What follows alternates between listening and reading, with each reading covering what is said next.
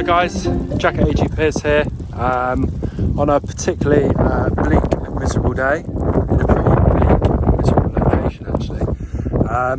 We are about 5 miles from our factory, close to Kings Lynn, near a village called Marham. We're harvesting carrots, and what I thought I'd do today is just give you guys a bit of an update on where we are with the conditions that we've been having. We've seen some fairly challenging conditions. Obviously we've had Storm Babette and some other periods of extended heavy rainfall. It's created some challenges around harvesting, so getting the carrots out of the ground.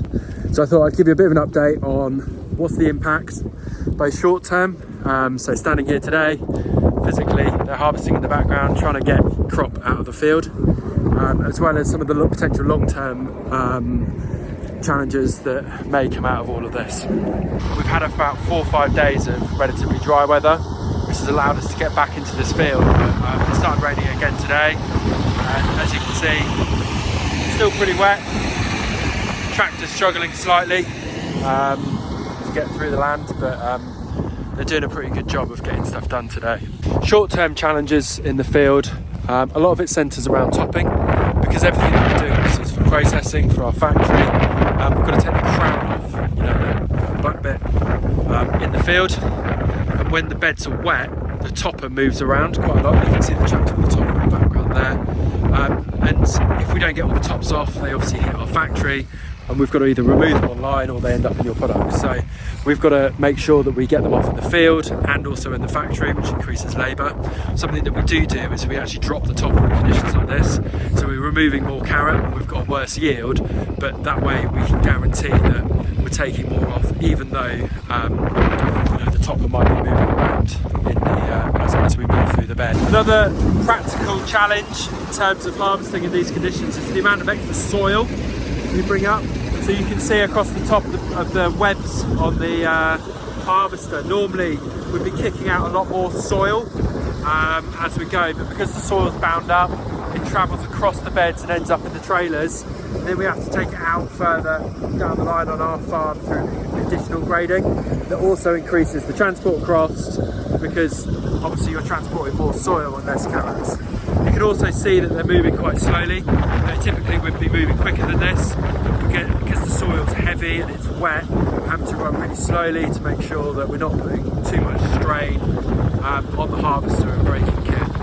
And fortunately, this field and the field next door, they're on a bit of a fen where all of a sudden it's quite flat, but they are quite well draining.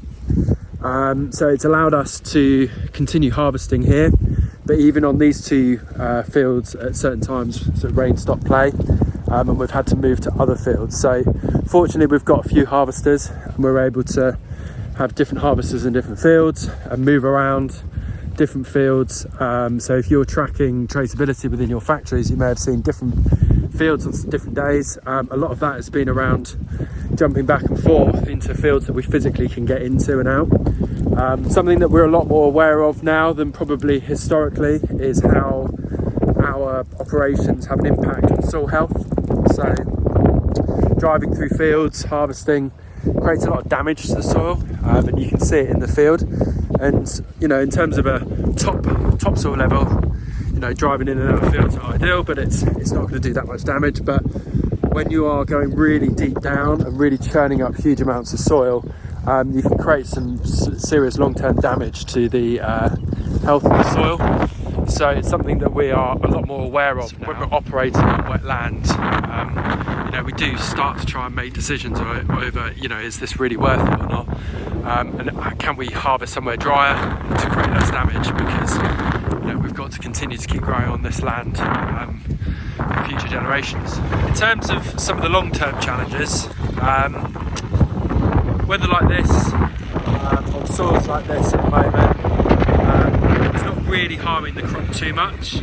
We've seen some very, very, very small percentages of some breakdown where you will always get elements of the field be more wet than others. So you sometimes get like a wet patch, and those carrots that have sat in those wet patches for too long will break down sometimes. But like I said, we're only seeing at really small levels. Now, if this weather continues and we continue to get really high levels of rain, it could prove a problem in some places, but like I said, the majority of our main crops are all on really light soil, and we're not seeing too much of an issue. Like, the issues that we're seeing is really around the operations side.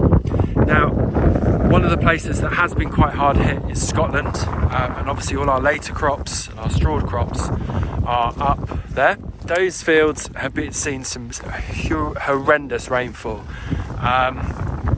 you know, up to a foot of rain over a couple of weeks, and that's caused some flooding, some localised flooding of rivers, and we've seen some of our crop actually be washed away and lost. And when I say some of our crop, we're talking, you know, small percentages, like a few acres. So imagine like the bottom end part of this field, for example. So it's not gonna make a massive, huge difference to our long-term supply volumes.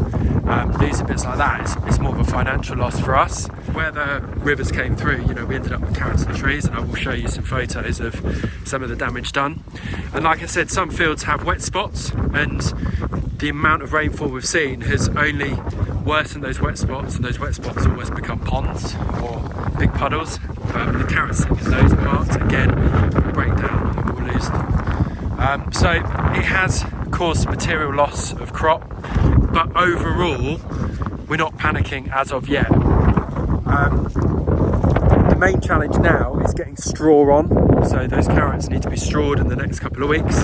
So we need the land to dry out enough so that we can start to get straw on, so that they're protected from any frost that we might see this month and December. So I'll keep you updated on the progress of that. A bridge close to the field, the other side of where we've got our straw stored, has been washed out, so we're actually having to take all of our straw and everything on a 40-mile round trip just to get to the field. And the journey that should take, it's probably only 5 miles. So again, these are not like material losses, these are not like going to affect long-term supply at the moment.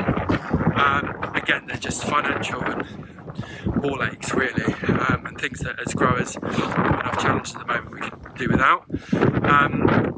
However, what we need to do is really assess and keep an eye on the crops we've got. You know, what we don't want to see is crops in fields, not solid soil, because that will start to contribute to issues like cavity spot, breakdown, could cause problems come sort of April, May, early June. Not there yet, so like I said, it is a case, unfortunately, of waiting and seeing, and keeping an eye on it, which is one of my sort of pet hates, but it's got to be done because bar the damage to the crop at this stage, we can't really make any massive judgments over later next year. But yeah, hopefully this has given you an opportunity to sort of get an insight of sometimes what goes into getting crops out of the ground, and it doesn't just apply to carrots.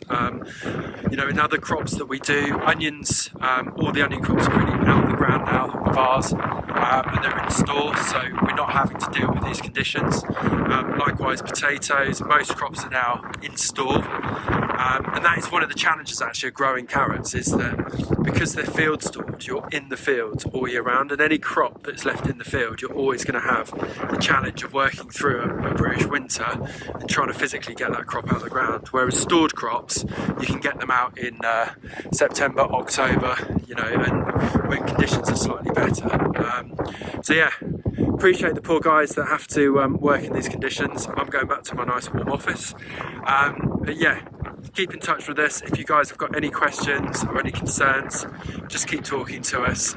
My details will be at the end of this video. But yeah, thanks very much for watching this video, and take care.